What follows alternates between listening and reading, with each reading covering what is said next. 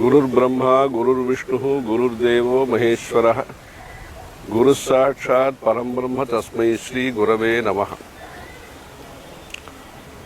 నారాయణం పద్మభువం వసిష్ఠం శక్తించ తత్పుత్ర పరాశరంచ వ్యాసం శుకం గౌడపదం మహాంతం గోవిందయోగీంద్రం అథాస్య శిష్యం శ్రీశంకరాచార్య మథాస్య పద్మపాదంచ హస్తామలకంచ శిష్యం తం తోటకం వార్తికకారమన్యాన్ అస్మద్గురూన్ సంతతమానతోస్మి. సదాశివ సమారంభాం శంకరాచార్య మధ్యమాం అస్మదాచార్య పర్యంతాం వందే గురు పరంపరాం.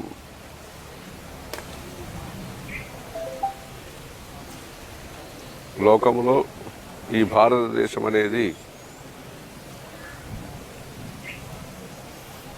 ధర్మ ప్రచార భూమి, పుణ్యభూమి, కర్మభూమి, లోకానికి మానవతా విలువల్ని అందించిన భూమి. ఈ ప్రశస్తికి, ఈ ప్రాముఖ్యతకి కారణం ఏమి అని ఆలోచిస్తే ధర్మమే దానికి ముఖ్యమైన కారణం. ధర్మాచరణమే మానవ జీవితంలో ముఖ్య లక్ష్యంగా, ఉద్దేశ్యంగా మనసులో పెట్టుకుని ఈ భారతదేశంలో జీవిత విధానం, లైఫ్ స్టైల్ అనేది ఏర్పాటు చేశారు.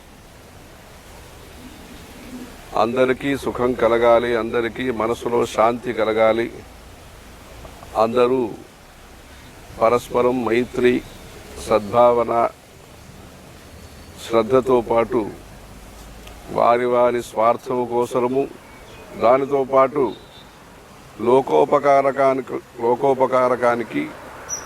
లోక కళ్యాణానికి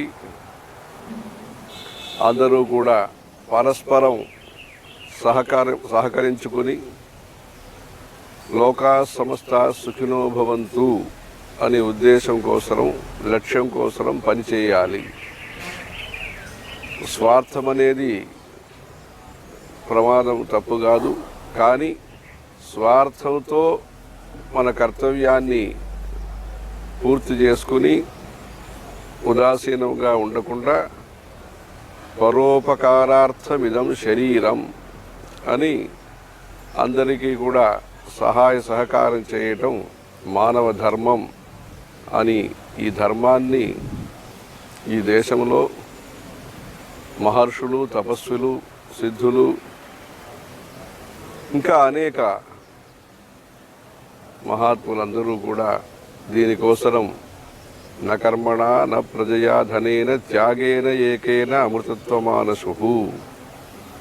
ఆ త్యాగ జీవితం, తపో జీవితాన్ని ఆచరించి ఆదర్శ భూమిగా, ఆధ్యాత్మిక భూమిగా ఈ భారతదేశాన్ని లోక విఖ్యాతం చేసినారు. ఏతద్దేశ ప్రసూతస్య సకాశాత్ అగ్రజన్మనః స్వం చరిత్రం శిక్షేరన్ పృథివ్యాం సర్వమానవాః. ఈ లోకములో ప్రజలందరూ కూడా, ఏ దేశానికి చెందిన వారైనా అందరూ కూడా ఈ దేశంలో, భారతదేశంలో పుట్టి పెరిగి సాధనలు చేసి తపస్సంపదని పొందిన మహాత్ముల యొక్క మార్గదర్శనం చేత ఎక్కడ ఉన్నవారైనా ఒక మనుష్యుడుగా పుట్టినవారు. జంతువునాం నరజన్మ దుర్లభం. ఈ మానవ జన్మ అనేది దుర్లభమైనది, అరుదైనది. భగవంతుడి యొక్క అనుగ్రహం చేత లభించే అపూర్వ అనుగ్రహం, అపూర్వ సాధనం. ఈ మానవ జన్మలో భక్తి ప్రపత్తులు చేసి సదాచార సంపన్నులుగా మన జీవితంలో మంచి పనులు చేస్తూ ఈశ్వర అనుగ్రహం పొంది చిత్తశుద్ధి చేత ఆ జ్ఞాన మార్గానికి మనమని సిద్ధం చేసుకుని జ్ఞానాదేవత కైవల్యం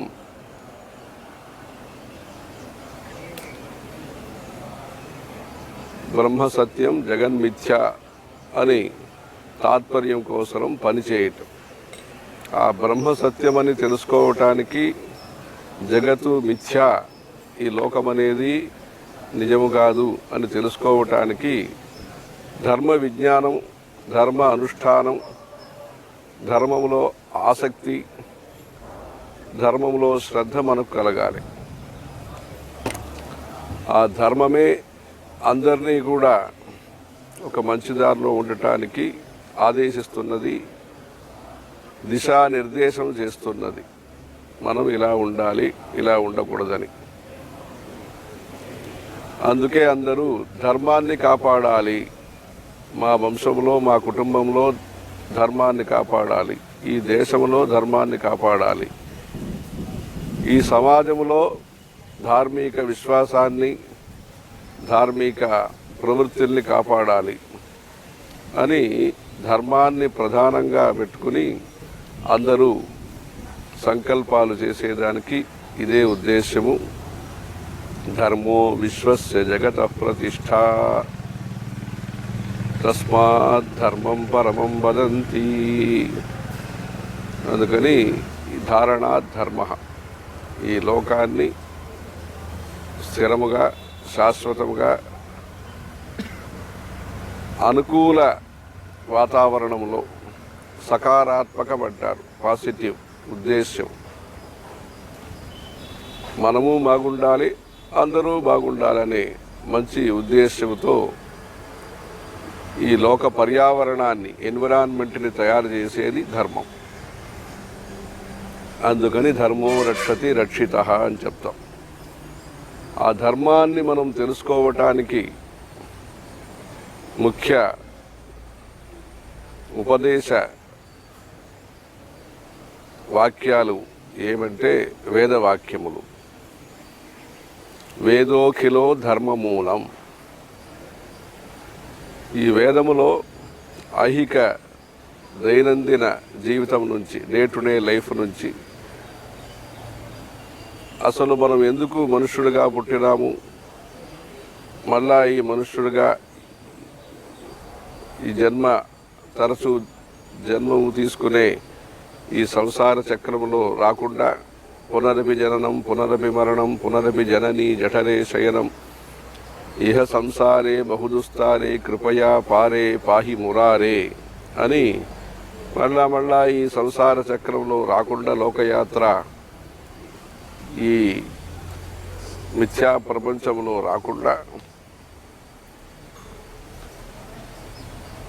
ఆ జ్ఞానప్రాప్తి కోసం ఎలా మనం ప్రయత్నించాలి అనే విషయాన్ని ఈ వేదములు మనకు చెప్తాయి. అంటే ఒక రోజులో వెంటనే వచ్చేది కాదు ఈ జ్ఞానం అనేది. అనేక జన్మ సంసిద్ధ తతో యాతి పరాంగతిం అభ్యాసేన తు కౌంతేయ వైరాగ్యేణ చ గృహ్యతే అని చెప్పి, అభ్యాసము, సత్సంగము చేత ఈ మనకు చిత్తశుద్ధి, జ్ఞానం కలుగుతున్నది. దానికోసం నిత్య కర్మానుష్ఠానం అవసరము. సంధ్యావందనం కానీ, ఇంకా అగ్ని ఉపాసన కానీ, పంచదేవత అభిషేక అర్చన అలంకార హారతులు కానీ, పంచాక్షరం శ్రీ విద్యా జపములు కానీ, ఇలా జపము, తపస్సు, ఆహార నియమాలు ఇవన్నీ పాటిస్తూ ఆ భక్తి జ్ఞాన కర్మ మార్గాన్ని సక్రమంగా మనం స్పష్టంగా తెలుసుకుని, అంటే కర్మ మార్గము మనకు జ్ఞానం వచ్చేంత వరకు అవసరం. కర్మల్ని మనం వదిలేది కాదు, కర్మలు మనల్ని వదలాలి. దానికోసము ఈ వేదశాస్త్ర ప్రమాణము చేత మనం నిత్య కర్మానుష్ఠానం చేయటం. అలా ప్రతి సనాతని కూడా వారి వారి సాంప్రదాయబద్ధంగా నిత్యము దీపం వెలిగించటం కానీ, భగవంతుని యొక్క నామస్మరణం చేయటం కానీ, తులసి పూజ చేయటం కానీ, ముగ్గులు వేయటం కానీ, క్షేత్ర దర్శనం చేయటం కానీ, పుణ్య నదిలో తీర్థముల్లో స్నానం చేసి అర్ఘ్యప్రదానం చేయటం కానీ, ఇలాంటి పర్యావరణ పరిరక్షణం అంటే ధర్మాచరణకు అనుకూలమైన వృక్షారోపణం, పిప్పలం, రాగి, తులసి, బిల్వము, పూల చెట్లు, ఇలాంటికి అంటే సామగ్రి సంపాదనలో సహకరించటం కానీ, పూర్త ధర్మము, ఇష్టాపూర్తమని 2 ధర్మాలు, యజ్ఞయాగాలు చేయటం, హోమాలు చేయటం అనేది, పూజలు చేయటం అనేది ఒకటి. పూర్త ధర్మం అంటే ఈ గుంటలు తవ్వించటం, చెరువులు తవ్వించటం, చలివేంద్రం ఆ నీరు ఇవ్వటం, మజ్జిగ ఇవ్వటం, ఇలాంటి అన్నదానం చేయటం, ఇలా 2 కలిసి ఉన్నాయి. ఇష్టధర్మం, పూర్త ధర్మం. ఇష్టం అంటే మనకు ఇష్టం వచ్చిన ధర్మం అనేది కాదు. దేవతల్ని మనం శాస్త్ర రూపంలో ఉపాసన చేయటం, అలా మానవ జీవితానికి అనుకూలంగా సేవా కార్యక్రమాలు చేయటం పూర్త ధర్మం. ఇలాంటి ధర్మం చేత ఈ వేద విహితమైన ఒక జీవిత ప్రణాళిని మనం అనుష్ఠానం చేసి ప్రతిదినము పాటించి తద్వారా ఈశ్వర అనుగ్రహం పొంది ఈ వేద మార్గంలో సనాతన ధర్మంలో నిలబడి ఎందుకు ఈ జన్మ మనకు వచ్చిందో, ఇంకా ఏం పని చేస్తే ఈ జన్మ రాదో అలాంటి పనులు చేయాలి. ఈ విషయాలన్నింటినీ చెప్పటానికి ఈ వేదము మనకు మార్గదర్శకముగా ఉన్నది. వేదం అనేది ఎవరో రాసిన పుస్తకము కాదు, భగవంతుడి యొక్క ఊపిరి, ప్రాణము.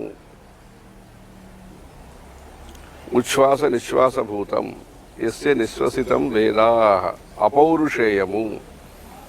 అంటే ఒక మనుషుడు రాసినారు, ఆథరు, ఎడిటరు అలాంటిది కాదు. ఆ వేదం అనేది ఇప్పుడు మనకి పూర్తిగా లభించలేదు. అది గురు శిష్య పరంపర ద్వారా గురుకులంలో అధ్యయనం చేయబడి శృతి అంటారు, విని విని విని విని ఆ మంత్రాలు ఉపదేశాలని కాపాడుతూ వచ్చారు. భగవంతుడు అవతారం అని చేస్తారు. యదా యదా హి ధర్మస్య గ్లానిర్భవతి భారత అభ్యుత్థానం అధర్మస్య తదా ఆత్మానం సృజామ్యహం. ఎప్పుడెప్పుడైతే ఈ ధర్మానికి గ్లాని, అభావం కనిపిస్తుందో, లేదు తక్కువ కనిపిస్తుందో, కష్టం అనిపిస్తుందో, అప్పుడు భగవంతుడు ఏదో ఒక రూపం తీసుకుని దైవం మానుష రూపేణ ఆయన అవతారం చేస్తారు. వైకుంఠంలో ఉండే భగవంతుడు ఇక్కడ భూలోకానికి వచ్చి ధర్మాన్ని సంస్థాపన చేస్తారు, ధర్మ సంరక్షణము చేస్తారు. ఇలా చేస్తూ వస్తున్నారు. దాంట్లో మొదటి అవతారము ఎందుకు తీసుకున్నారు, ఏ ఉద్దేశం కోసరం, ఏ సంకల్పం కోసరం, ఏ లక్ష్యం కోసరం ఆ మొదటి అవతారం భగవంతుడు గ్రహించారని ఆలోచిస్తే వేదానుద్ధరతే, వేదముల్ని కాపాడటం కోసం మొదటి అవతారం. వేదానుద్ధరతే జగన్నివహతే భూగోళముద్బిభ్రతే దైత్యం ధారయతే బలిం చలయతే క్షత్రక్షయం కుర్వతే పౌలస్త్యం హరతే అని ఎలా చెప్తూ దశాకృతి కృతే కృష్ణాయ తుభ్యం నమః అని దశావతారం తీసుకున్నారు. దాంట్లో మొదటి అవతారము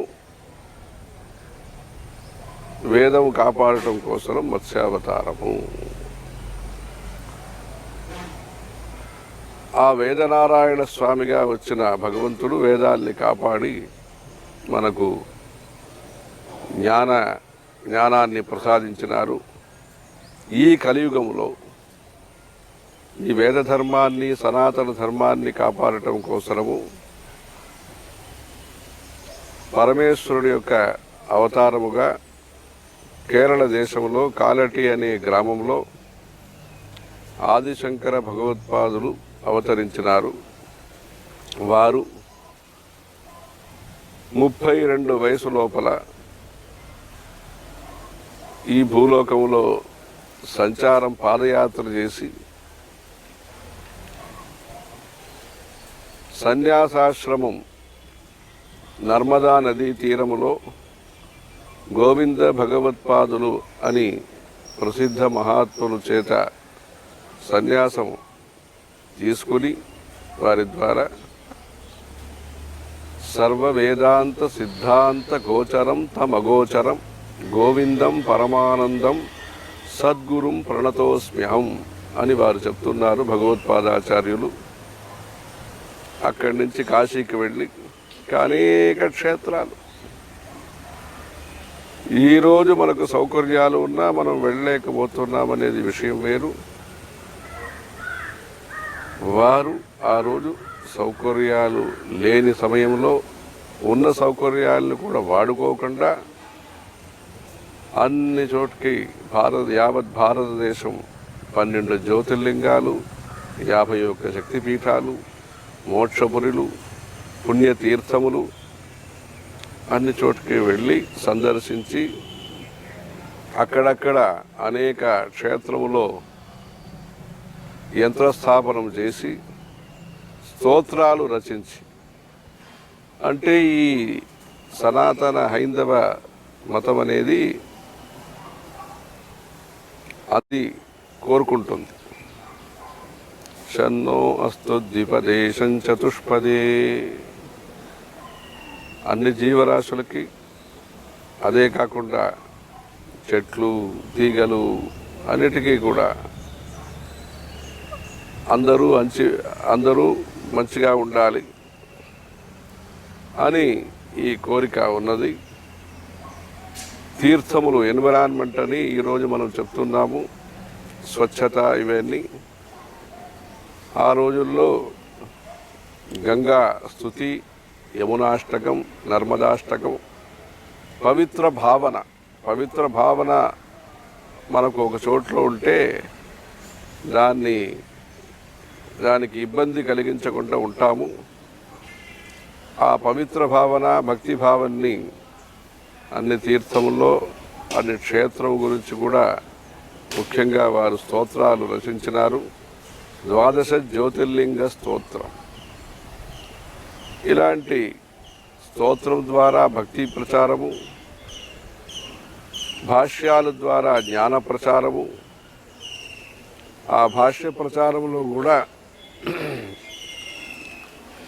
అనుష్ఠానం చేతనే చిత్తశుద్ధి కలుగుతుంది. అందుకని ఈ కర్మ ఫలములో మనకు ఆసక్తి ఉండకూడదు, కర్మ అనుష్ఠానం చేయాలని వారు కర్మ మార్గము, భక్తి మార్గము, జ్ఞాన మార్గము అన్నిటికీ కూడా సరైన వ్యాఖ్యానము, స్పష్టత చేసి ఈ భారతదేశం ఆధ్యాత్మిక భూమి. వారి ఇష్టదైవతాన్ని పూజించిన అందరూ ఆస్తిక్యంతో, సదాచారంతో, భక్తితో ఈ సంసార జీవితంలో మంచి పని చేయాలని గాణాపత్యం, కౌమారం, సౌరం, వైష్ణవం, శైవం, శాక్తం అని షణ్మత స్థాపనాచార్యులుగా సమైక్యత, ఇప్పుడు బ్రాడ్ అండర్స్టాండింగ్ అంటాము, ఇది ఏదో చెప్తాం మనం కొత్తగా, అంటే కొత్త విషయంగా అనుకుని మనం చెప్తున్నాం. కానీ ఇవన్నీ కూడా మనం అనుకునే మంచి పనులు వేద సమ్మతమైనదిగా ఉండాలి. మన జీవితానికి ఆదర్శము, ఆధారము వేదములు. ఆ వేదానికి విరుద్ధం లేకుండా వేదశాస్త్ర అనుమతమైన ఈ జీవిత విధానాన్ని భారతదేశంలో స్థాపితం చేసి ఈ రోజుకి మనం నేపాళం వెళ్తే చూడవచ్చు. అక్కడ ఉండే పశుపతినాథ స్వామి, అక్కడ కూడా పూజా మార్గాల్ని ఇలాంటి పూజలు చేయాలి, ఇలా అభిషేక ఆరాధనలు చేయాలని మార్గాన్ని సందర్శించి ఉపదేశించి శంకర భగవత్పాదాచార్యులు ఆ హిమాలయంలో కూడా సనాతన ధర్మాన్ని స్థాపితం చేసినారు. అలా వారి యొక్క జయంతి ఉత్సవం వైశాఖ శుక్ల పంచమి రోజు అక్కడక్కడ భక్తులు ఇంట్లో కానీ అక్కడక్కడ ఉండే మఠంలో కానీ శంకర మఠాల్లో చేస్తూ ఉంటారు. ఈ ప్రకృత ఈ ఇబ్బంది రోజుల్లో వారు సర్కార్ ఎలా వాళ్ళ నియమాలు ఉంటాయో దాన్ని కూడా మనసులో పెట్టుకుని యథాశక్తి వారు ఉన్న చోట్లో ఈ శంకర జయంతి ఉత్సవాన్ని శాస్త్రీయ పద్ధతిలో ఆచరించి ఇంకా విస్తృతంగా చేయదలుచుకున్న వాళ్ళు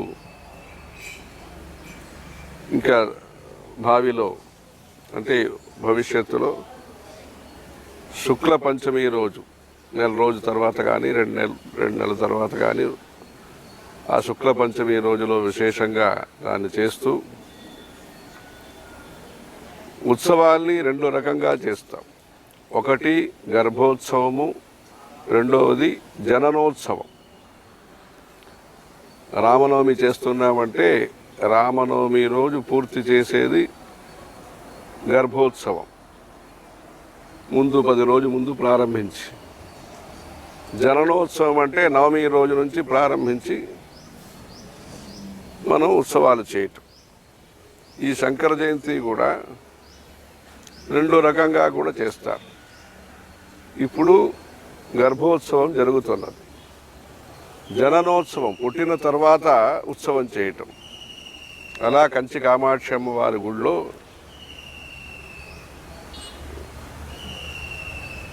ముందు కాలం నుంచి ఒక ఉత్సవం జరుగుతున్నది.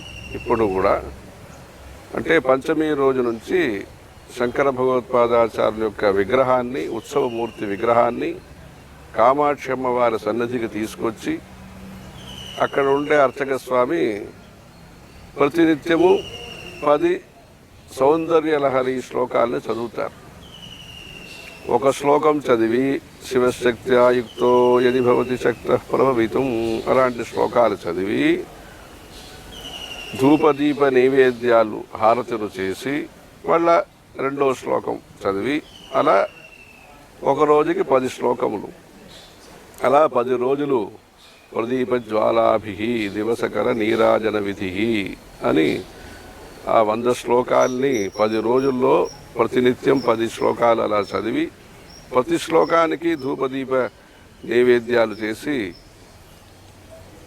ఆదిశంకర భగవత్పాదాచార్యులు అమ్మవారిని పూజిస్తున్నట్టుగా ఆ ఐతిహ్యము ఇప్పుడు జరుగుతున్నది. దాన్ని మనసులో పెట్టుకొని అక్కడక్కడ ఉండే భక్తులు కూడా పంచమి నుంచి పౌర్ణమి వరకు ఈ సౌందర్యలహరి ఉత్సవాన్ని శంకర జయంతి జననోత్సవంగా దీన్ని కూడా ఆచరించి మన దేశము, మన సమాజము, మన ధర్మము ఉత్తరోత్తరం అభివృద్ధికి రావటానికి, స్వాస్థ్యము, ఆర్థిక పరిస్థితి, ఆరోగ్యము, ఆర్థిక వికాసము అందరికీ మంచిగా కలగటానికి శంకరం లోకశంకరం. పసి పిల్లవాడుగా ఉపనయనమైన కొత్తల్లో భవతి భిక్షాం దేహి అని ఆ బ్రహ్మచర్య ఆశ్రమం యొక్క ధర్మాన్ని ఆచరించటం కోసం ఒక పేదవాళ్ళ ఇంటికి ముందు వెళ్ళి ఆయన భవతి భిక్షాం దేహి అని చెప్తున్నప్పుడు అక్కడ ఉండే పేదరికాన్ని చూసి ఆ పేదరిక ఉన్మూలనం కోసము కనకధారా స్తోత్రం చదివిన ఆ దయా, వారి యొక్క కరుణ, ఆ రోజే వారు బంగారు వృష్టి వర్షం కురిపించి వారి యొక్క కష్టాన్ని తీర్చిన ఒక సందర్భము. అంటే లోకం మంచి కోసరము ఇలాంటి అద్భుత ప్రయాసాలన్నీ చేసి ప్రార్థనలు చేసి ఈ సనాతన ధర్మాన్ని వేదశాస్త్ర పరిరక్షణని వేదశాస్త్ర ప్రచారాన్ని యావత్ భారతదేశము తన యొక్క సాత్వికమైన సరళమైన సహజమైన పద్ధతిలో ఎవరికీ వ్యతిరేకం కలిగించకుండా ఈ ధర్మాన్ని పునరుద్ధరించిన షణ్మత స్థాపనాచారులైన ఈ శంకర భగవత్పాదాచార్యుల యొక్క జయంతి ఉత్సవాన్ని కాశ్మీర్లో కూడా చేస్తున్నారు. అన్ని చోట్ల శంకరాచార్య హిల్ అని అక్కడ ఉన్నది. అన్ని చోట్ల భక్తులు ఈ గురుభక్తి ద్వారా గుశబ్దస్తు అంధకారస్యాత్ ఋషబ్ద తన్నివర్తక అని అంధకార నివృత్తి మదమాత్సర్య లోభ మోహాది నివృత్తి కోసము ఆ గురుభక్తి చేసి ఆ గురుభక్తి ద్వారా మనం చేయాల్సిన కర్తవ్యాన్ని మనం తెలుసుకుని లోకా సమస్తా సుఖినో భవంతు శృతి స్మృతి పురాణానాం ఆలయం కరుణాలయం నమామి భగవత్పాద శంకరం లోకశంకరం అని ఆ శంకర భగవత్పాదాచార్యుల యొక్క భక్తి జ్ఞానాన్ని మనము వారి అనుగ్రహం చేత మనం పొంది తద్వారా సుఖశాంతి కలగటానికి దానికోసమే మన స్వామివారు అనేక క్షేత్రములో భగవత్పాదాచార్య మూర్తులను ప్రతిష్ఠించి భాష్య పారాయణాలు ఏర్పాటు చేసి వేద పాఠశాలని ఏర్పాటు చేసి విద్యారణ్య స్వామి భాష్యము చదవటానికి ఏర్పాటు చేసి తర్క మీమాంస వ్యాకరణ శాస్త్రాలు చదవటానికి ప్రోత్సహించి ఇలాంటి వారి యొక్క ఉపదేశాల్ని ఈ శతాబ్దంలో మనకు అందించిన వారు మన స్వామివారు. అందుకని ఈ గురు పరంపర గురుభక్తి ద్వారా అందరికీ సుఖశాంతి కలగటానికి అందరూ ప్రార్థన ప్రయత్నం చేసుకోవాలి. హర హర శంకర, జయ జయ శంకర.